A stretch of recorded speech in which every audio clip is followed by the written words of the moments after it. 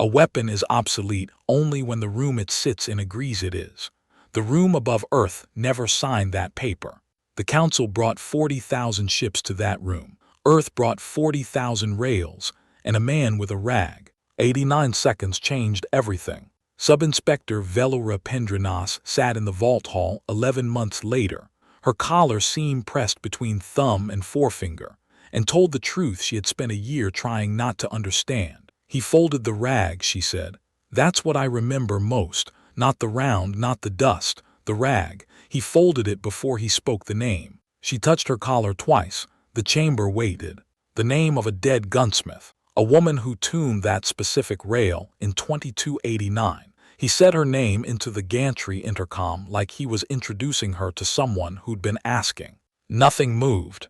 Pendranas remembered the silence afterwards. The wrong shape of it, too clean, like a room that had just been measured. Then 89.4 seconds. The Saturnine outwork, a 412-kilometer derelict moon the Council had been staging supply convoys behind, was no longer there. Not destroyed in the cinematic sense. Unmade. Surgical lattice cuts, then dust, then nothing. The dust drifted in a perfect outward sphere. Every rail platform across saw lit. The inspection fleet's threat board simultaneously. 39,612 red lights. The board ran out of red and started assigning the overflow to orange.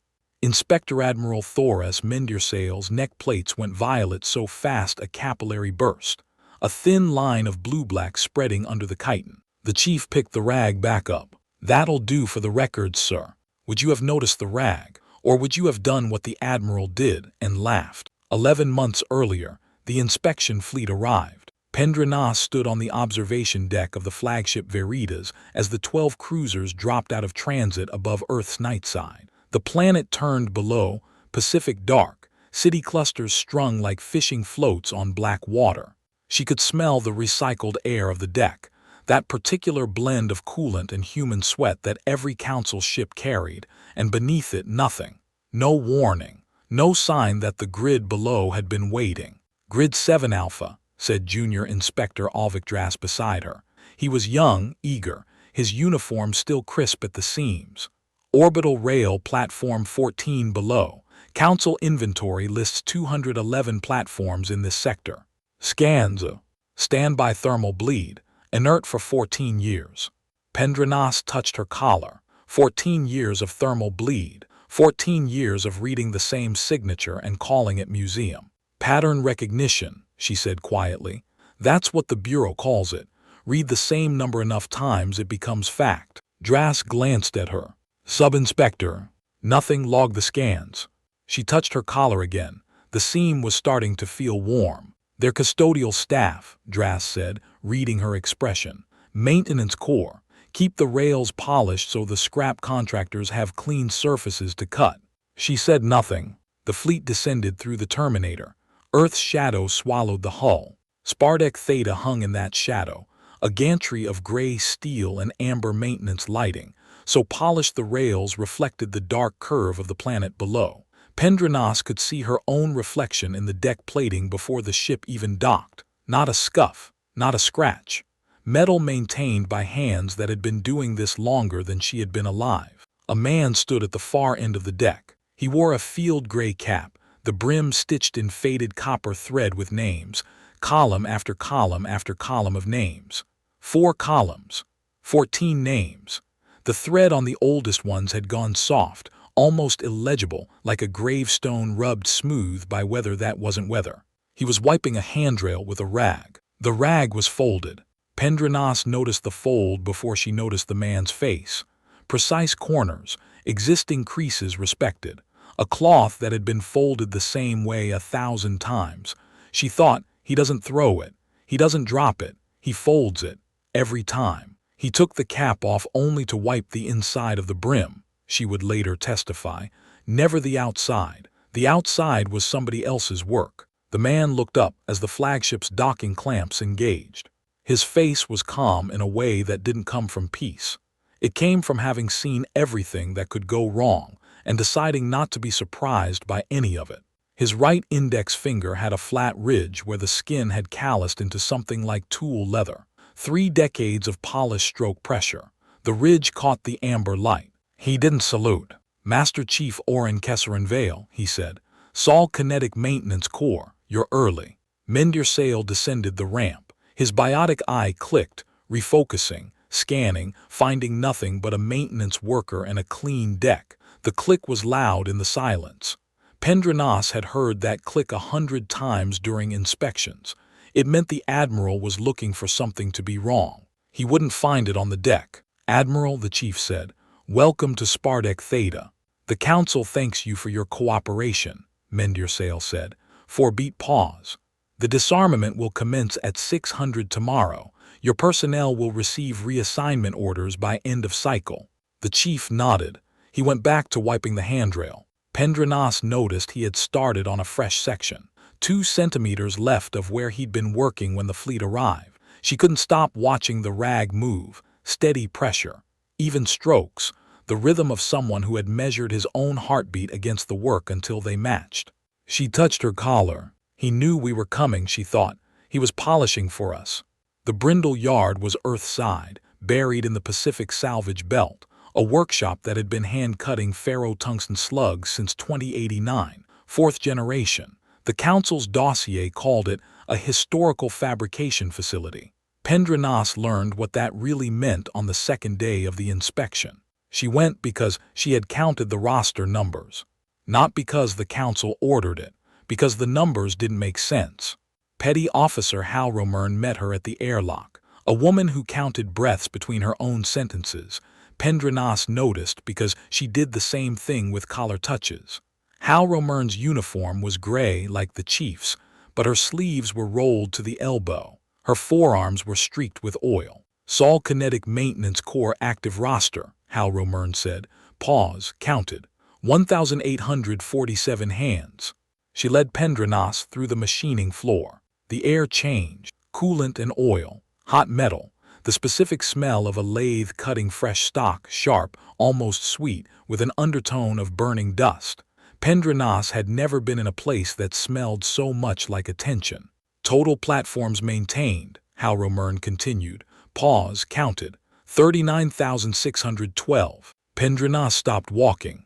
The machining floor stretched ahead of her, row after row of benches, each one lit by a hooded lamp. Apprentices in gray coveralls worked at the benches, their hands moving with the economy of people who had been taught by people who had been taught by people who had learned before Earth left the solar system. Council inventory lists 211, Pendranas said. Halromern didn't look back. Yes, Sub-Inspector, the Council does. A lathe cycled down. The silence that replaced it was the wrong shape, too clean, like the silence after the fire command she hadn't heard yet. 39,612 platforms, Pendranas repeated. She touched her collar, maintained by 1,847 hands. Correct. That's 21 platforms per hand. Halromern turned. Her face was unreadable. The Brindle Yard doesn't count in averages, Sub-Inspector. It counts in tolerances. She picked up a finished slug from the nearest bench, held it to the light. Pendranas could see the machining marks, microscopic spirals that caught the lamp and threw back a pattern like a fingerprint. Plus or minus 0.4 micrometers, Halromern said. Pause, counted. Every slug, every rail, every firing chamber for 4 generations. Pendranas touched her collar twice. She had never seen a Council fabrication facility hold that number on a good day. Most didn't try. The scanners, she said. The Class 3 arrays, they read your rails as standby thermal bleed. Halromern set the slug down. She picked up another, inspected it, set it down. 3 seconds per slug. Pendranas counted. The firing signature was tuned in 2219, Halromern said. Pause, counted. Deliberately, so it would read as bleed. The Council hasn't updated its scanner protocol since 2197. 22 years of reading the same signature and calling it inert. Pendranas felt something cold move down her spine. The Admiral doesn't know. Halromern picked up a third slug, held it to the light. The machining spirals caught the lamp and threw back the same fingerprint pattern as the first 2. The Admiral didn't ask. A young man looked up from a slug vise at the far end of the bench. His face was the chief's face 30 years younger, same quiet eyes, same way of not finishing a sentence the listener wanted finished.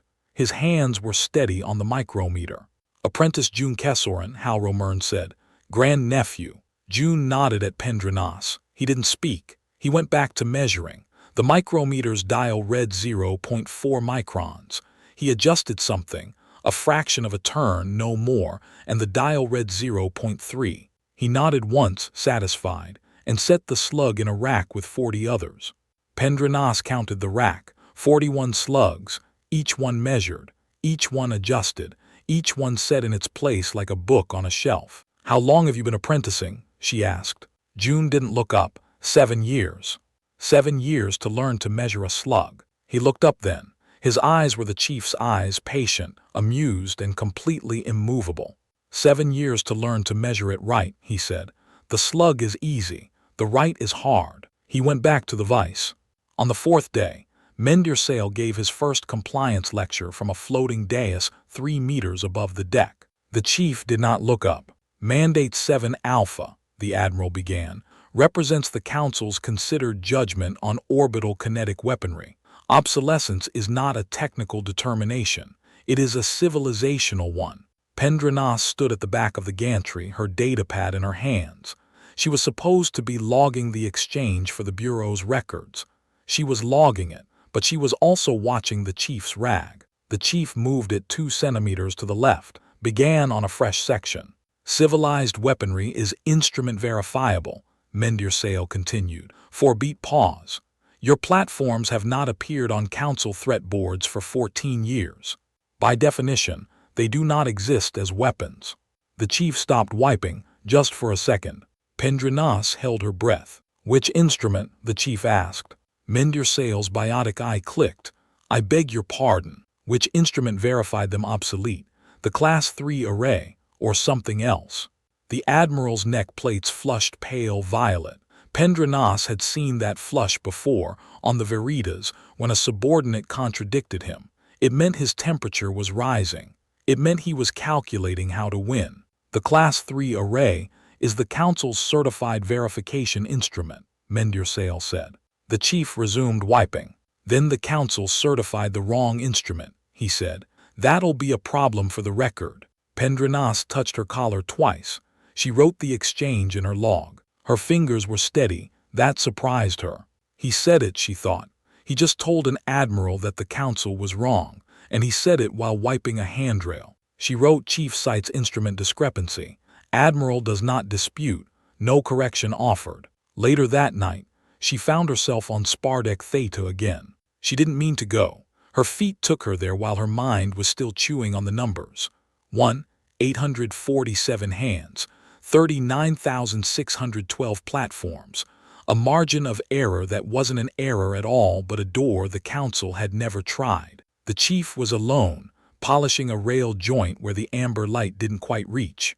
The cap sat on the gantry rail beside him, 14 names across 4 columns, the copper thread worn soft on the oldest ones. Pendranas stood at the edge of the light and watched him work. "The scanners," she said finally, "they've been wrong for 14 years. The chief didn't stop polishing. "They've been precise for 14 years. Wrong and precise are different things.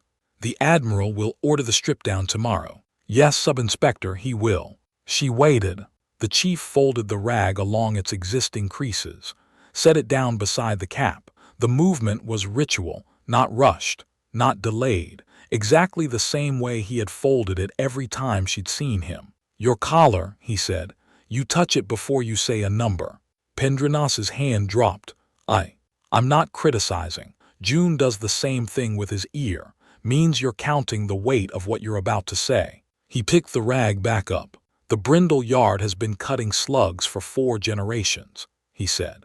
"Every platform in this grid was tuned by a hand that learned from a hand that learned from a hand that knew the difference between a weapon and a museum piece." He wiped a spot that wasn't dirty. "The Council didn't ask, so we didn't tell." Pendranas looked at the cap. 14 names, 4 columns. The oldest, T. Kessoran, 2089-2147, was so faded she had to squint to read it. "How many more?" she asked. Platforms, I mean, that the council doesn't know about. The chief didn't answer for a long moment. Then, Sub-Inspector, how many numbers can you fit in a margin of error? He resumed polishing. She touched her collar 3 times before she walked away. On the 6th day, Mender Sale delivered round 2.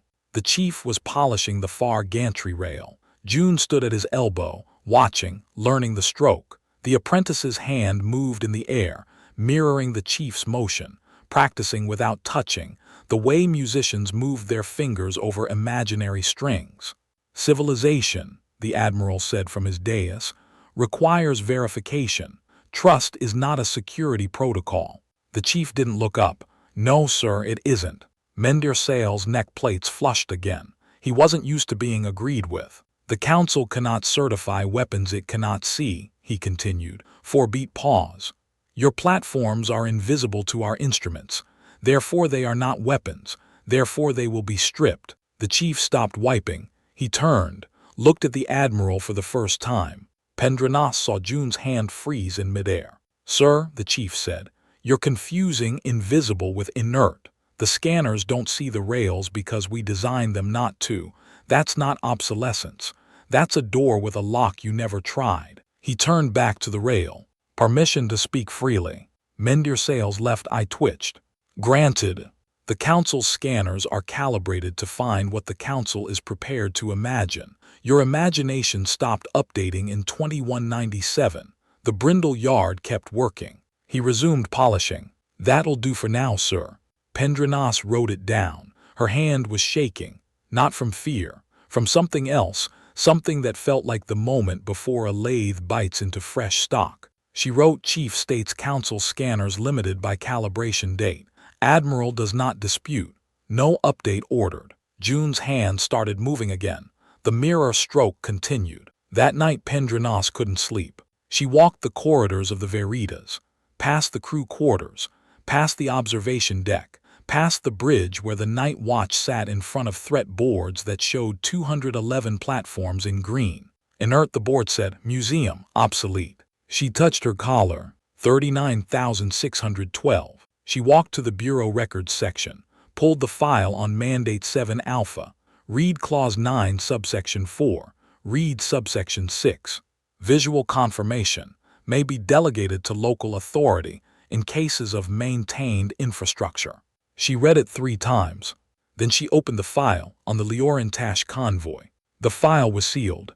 She stared at the seal for a long time. A refugee convoy, vaporized 8 months prior under Protocol Drift. File sealed by the Disarmament Bureau. No names, no numbers, just a seal and a date. 340 lives. She touched her collar 4 times. Rounding error, she thought. That's what the Bureau calls a grave it doesn't want to dig. She closed the file. The next morning, she heard Hal Romern reciting numbers into a maintenance log outside the chief's quarters. Pendranas didn't mean to eavesdrop, but the petty officer's voice carried that particular rhythm, the pause, the count. 1,847 hands, Hal Romern said. Pause, counted. 39,612 platforms. Council inventory lists 211. Difference of 39,401. A long pause. Margin of error, 99.46%. Pendranas stood frozen in the corridor. 99.46%. The council had missed 99.46% of the orbital kinetic grid for 14 years. She touched her collar. Her hand wouldn't stop shaking. On the 9th day, Mender Sale delivered round 3. Compliance.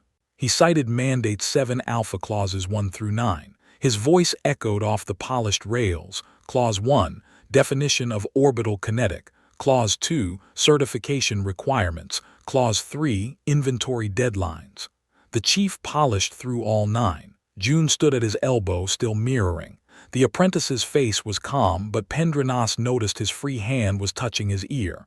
Once, twice, 3 times. Counting the weight, she thought. The Bureau expects full cooperation, the Admiral concluded. 4-beat pause. Your personnel will be reassigned by end of cycle. The brindle yard will cease fabrication effective immediately. The chief didn't stop wiping. Clause 9, he said.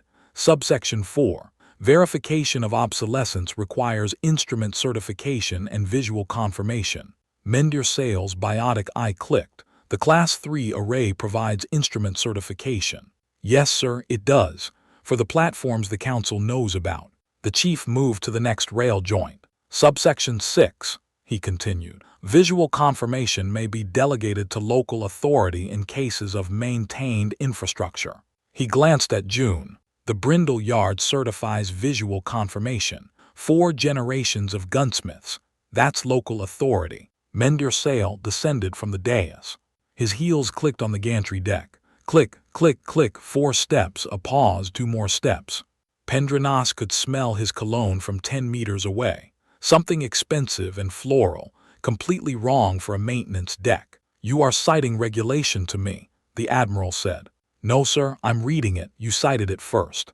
The Admiral's neck plates went violet. Not a flush this time, a deep, vascular purple that climbed from his collar to his jaw. Pendranas had never seen anyone's body temperature rise that fast. She touched her collar. He's losing, she thought. He doesn't know how to lose. Mend your sail turned to her. His biotic eye clicked, refocusing, scanning, this time looking for an ally. Your log, Sub-Inspector. Note the obstruction. Pendranas touched her collar. Yes, Admiral. Noting. She wrote Chief cites Clause 9 subsection 4. Admiral does not respond to subsection 6. Visual confirmation stands. She paused. Her stylus hovered over the datapad. Visual confirmation stands, she wrote again. She didn't know why she added the second sentence. She knew.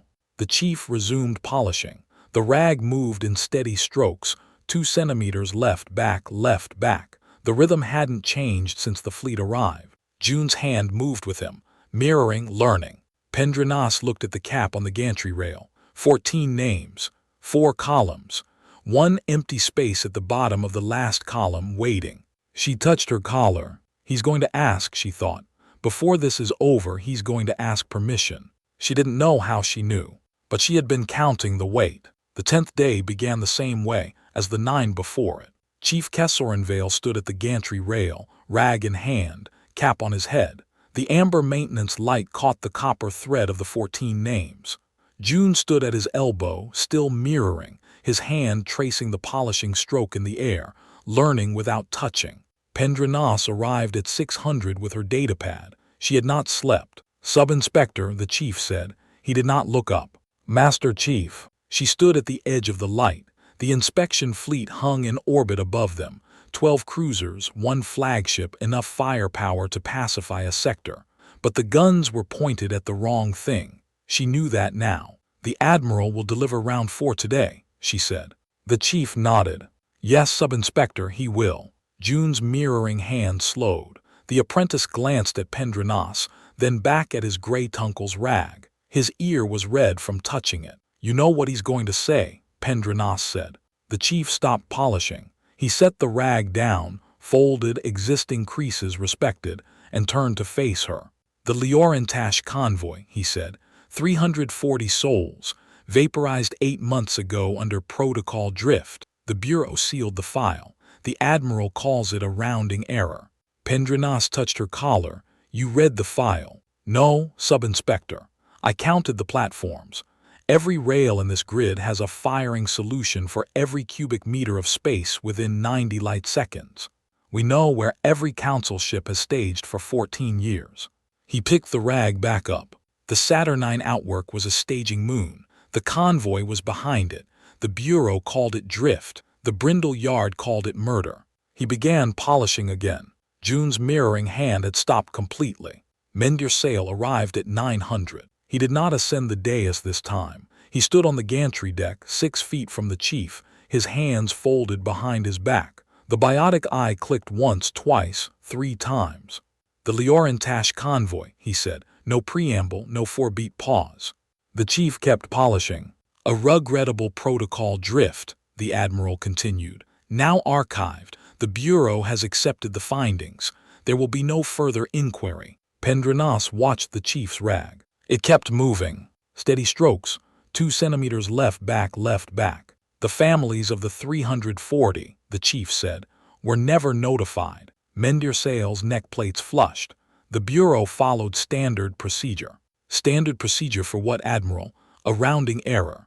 The Admiral's hands unclasped behind his back, the 6 fingers on each hand spread wide, then curled into fists. Protocol drift is an acknowledged risk of convoy routing in contested space. The Council has ruled. The Council ruled on a sealed file. The file was sealed for operational security. The chief stopped polishing. Pendranas had watched him stop before, the pause before round 2, the moment before he asked which instrument. But this was different. He set the rag down, folded it, set it beside the cap on the gantry rail. Then he turned. The file, he said, contained the names of the dead, 340 names, 340 people who trusted Council routing protocols, who believed that a staging moon meant safe passage. His right hand, the one with the calloused ridge, rested at his side. The Bureau sealed the names, Admiral, not the operational data, the names, because names are harder to call rounding errors. Mendersale's neck plates went violet. The Bureau does not answer to Maintenance Corps NCOs. No, sir. The Bureau answers to the Council, and the Council hasn't read the file. Pendranas touched her collar. She was counting the weight of what came next. The stripped-down order stands, the Admiral said. 600 tomorrow. Your platforms will be cut. The chief nodded. Yes, sir, they will. He picked the rag back up. Permission to ask a question, Admiral. Mendersale's biotic eye clicked. Granted. The Saturnine outwork. The Council has been staging supply convoys behind it for 6 years.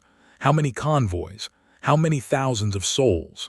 That information is classified. Yes, sir, it is. But the file on the Leorantash was sealed too, and the families never knew the difference between classified and forgotten. He resumed polishing. Pendranas wrote in her log, round 4 complete. Admiral cites sealed file. Chief cites unnamed dead. No resolution. But she knew. The chief had just opened a loop that would not close until something broke. That night Pendranas found June on Spardeck Theta. The apprentice sat on the gantry rail, the cap beside him. He was not mirroring. He was holding one of the finished slugs from the Brindle yard, turning it over and over in his fingers, watching the machining spirals catch the amber light. The Admiral doesn't understand, June said without looking up. He thinks the rails are the weapon. Pendranas sat beside him. The metal was cold through her uniform. What is the weapon? June held the slug up.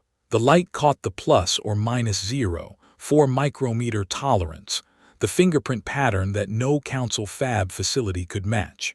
The workshop, he said. The Brindle yard. The hands that know how to measure right. The rails are just where the work shows. He set the slug down. My great-uncle has been polishing the same rail for 31 years. Not because it needs it, because it's how he counts. Counts what? June looked at her. His eyes were the chief's eyes, patient, amused, immovable. The dead, he said. Every rounding error, every convoy that didn't come back, he polishes for them. Pendranas touched her collar. How many? June picked up the cap, ran his thumb over the 14 names. The oldest faded to almost nothing, the newest still sharp. The names on this cap are the gunsmiths who tuned the rails. 4 generations. They all knew how to count, but my great-uncle is the first one who had to count this high. He set the cap down. 39,612 platforms, 1,847 hands, 99.46% margin of error. He stood up. The Council is going to learn what that margin means tomorrow. He walked away. Pendranas sat alone on the gantry rail. The cap sat beside her. 14 names, 4 columns, 1 empty space. She touched her collar. 15th name, she thought. He's going to earn it tomorrow. Mendersale delivered round 5 at 800 on the 11th day. The ultimatum. Strip down commences at 600 tomorrow, the Admiral said. The Bureau will oversee the cutting of every platform in this grid. Your personnel will be reassigned to civilian maintenance roles outside the solar system. The chief did not look up. Any obstruction will be met with force under Mandate 7 Alpha enforcement clauses. 4-beat pause. Do you understand, Master Chief? The chief stopped polishing. He set the rag down, folded, existing creases respected. He set it beside the cap on the gantry rail. Then he looked at the Admiral. Yes, sir, he said. I understand. He paused. Permission to ask one more question, Admiral. Mendersale's hands were clasped behind his back again. His knuckles were white. Granted. The Inspection Fleet's Threat Board. It shows 211 platforms in this grid. Correct. The Admiral's biotic eye clicked. Correct. For 14 years, that board has shown 211 platforms. Correct. The chief turned. He walked to the gantry rail, the far end, where the amber light was weakest. June followed him. So did Pendranas, though she didn't remember deciding to move. The chief stopped at a rail joint, the same one he had been polishing for 31 years. Admiral, he said, permission to test fire one round for the inspector's records. Silence. Pendranas heard her own heartbeat. She heard June's breathing. She heard the creak of the gantry deck as the chief shifted his weight. Mendersale laughed. 4 beats. A rehearsed laugh, the kind he had used 100 times before granting a junior officer a kindness that cost him nothing. Permission granted, the Admiral said. 1 round for the record. He turned to Pendranas. Log the test, Sub-Inspector.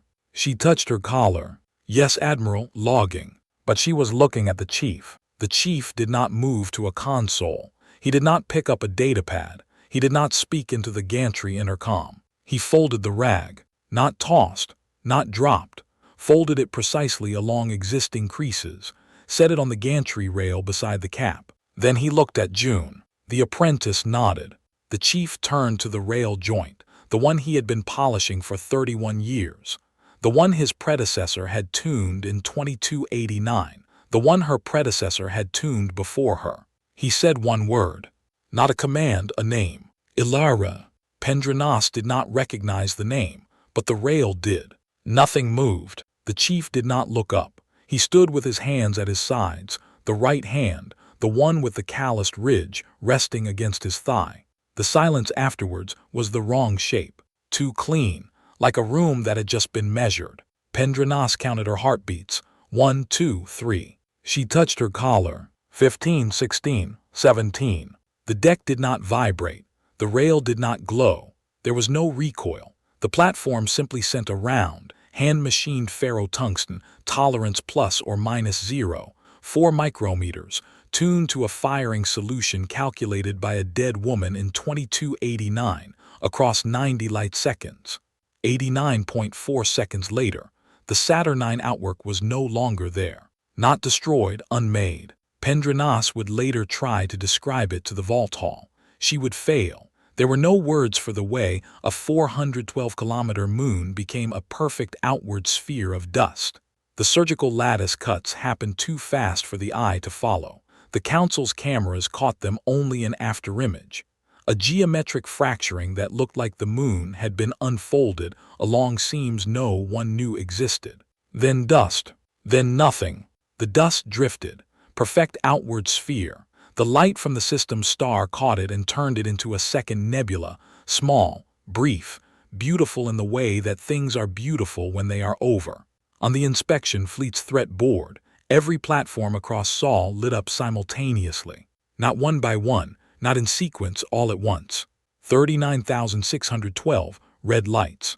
The board, calibrated for 211, ran out of red in less than a second. It started assigning the overflow to orange, then yellow, then a color that had no name because no council engineer had ever imagined needing it. On the bridge of the Veritas, the tactical officer screamed. Pendranas heard it through the open channel, a sound she had never heard from a council officer before, pure, unfiltered disbelief. 39,612, the tactical officer said. That's not. The board says 39,612. The channel went silent. On Spardeck Theta, Mendersale's neck plates went violet. Not a flush. Not a rise in temperature. A catastrophic vascular response. The chitin cracking under the pressure of his own blood. A capillary burst. A thin line of blue-black spread under his jaw, across his throat, disappearing beneath his collar. He did not speak. He could not speak. The chief picked the rag back up. That'll do for the records, sir. He began polishing the rail joint again. Pendranas touched her collar, once, twice, 3 times, 4 times. She could not stop. The chief's right hand, the one with the calloused ridge, moved in steady strokes. 2 centimeters left, back, left, back. The rhythm had not changed. She looked at June. The apprentice had not blinked. He was watching his great uncle's rag, counting the strokes. He was counting, she thought. He never stopped counting. 6 seconds of silence passed on the bridge of the Veritas. Then another voice came through the channel. Calmer, older, the flag captain. "All ships," the captain said, "hold position. Do not engage. Repeat, do not engage." Mend your sail found his voice. It was wet. The burst capillary had reached his vocal cords. "Enforcement clauses," he said. "Mandate 7 Alpha, I am ordering." "Admiral," the flag captain interrupted. "Your channel is muted." "It is not." "It is now, sir." The fleet withdrew within the hour. Not a retreat, a recalculation. The cruisers formed up around the Veritas and burned for the transit point at maximum acceleration. Pendranas watched them go from Spartak Theta, standing beside June, watching the drives fade to pinpricks and then to nothing. The chief kept polishing. "He's not going to stop," June said. "No," Pendranas said, "he isn't. He's going to polish that rail until the copper on the cap fades to nothing. And then his hands will keep moving anyway." She touched her collar. "What's his name?" she asked. "The 15th, the one you're waiting to stitch." June looked at the cap on the gantry rail. 14 names, 4 columns, 1 empty space. "Mine," he said, "when I earn it." He walked back to the rail joint and began mirroring his great-uncle's stroke. The Brindle Yard shipped a fresh rag by Tuesday courier. The chief used the old one last time, wiped the new name into the cap before the copper thread arrived. Pendranas was not there for that. She was on the Veritas in her quarters, staring at the sealed file on the Liorantash convoy. The seal broke at 300. She did not know who authorized it. The bureau was in chaos. Mender Sale had been medevaced to a council medical facility. His neck PL a TES Chinese letter cracked, his voice a whisper. The fleet was scattered. The threat board data had been transmitted to every council member world within 12 hours. 39,612 platforms. 99.46% margin of error. The file opened. 340 names. Pendranas read them all. 11 months later, the vault hall. Pendranas sat at the witness table. Her collar seemed warm from her fingers. The council chamber was full. Delegates from 100 worlds, military observers, legal attaches, the press corps. Everyone who had ignored the Bureau for 14 years and was now very interested in how the Bureau had been wrong. "The Kessoran threshold is adopted," the council president announced. Pendranas listened to the words. "No species weapons may be classified obsolete without live fire verification. The Disarmament Bureau is hereby dissolved. All sealed files relating to convoy losses under Mandate 7 Alpha are ordered unsealed and referred to the War Crimes Tribunal." She touched her collar. War crimes, she thought, not protocol drift, not rounding error, war crimes. She looked at the empty chair where Mender Sale would have sat. He had resigned before the full council, dressed in his formal uniform, his neck plates bandaged, his voice a whisper. The resignation had been accepted without debate. "Sub-Inspector Pendranas." She stood. "The council acknowledges your testimony. You are granted full immunity for your role in the inspection. The Bureau no longer exists to silence you." She nodded. "The witness is excused." She walked out of the vault hall into the corridor. The light was different here. White, clinical, nothing like the amber glow of Spartak Theta. She took a shuttle down to Earth. The Brindle Yard was still running. The lathe cycled, the apprentices measured, the slugs racked. Hal Romern met her at the airlock. "He's on Theta," the petty officer said. "Same rail, same rag." Pendranas took the transit up. Spartak Theta hung in Earth's shadow. The amber maintenance light still caught the polished rails. The Terminator line still cut the gantry in half. And the chief was still wiping. But the cap was different. It sat on the gantry rail beside him. 15 names now, across 4 columns. The last one stitched in fresh copper that hadn't yet learned to fade. June Kessoran, the thread read, apprentice, 15th name. The chief looked up as she approached. "Sub-Inspector." "Master Chief." She stood at the edge of the light. "They codified it," she said. The Kesseran threshold. Your name is in the law now. The chief nodded. He kept wiping. It's not my name, he said. It's the workshop's. He moved to the next rail joint. The galaxy learned something that day, Pendranos said. The chief stopped wiping. He folded the rag, existing creases respected, and set it beside the cap. Did it? It learned what a workshop is. She paused. A room where the verb obsolete is filed under fiction. The chief looked at the cap. 15 names, 4 columns, the fresh copper catching the amber light. No, he said, that's not what it learned. He picked the rag back up. It learned that a rounding error is a name for a grave the bureaucracy refuses to dig, and that graves don't stay sealed forever. He began polishing. Pendranos sat on the gantry rail. The cap sat beside her. 15 names, the newest one still bright. She touched her collar. Then she stopped. She didn't need to count anymore. The weight had been measured.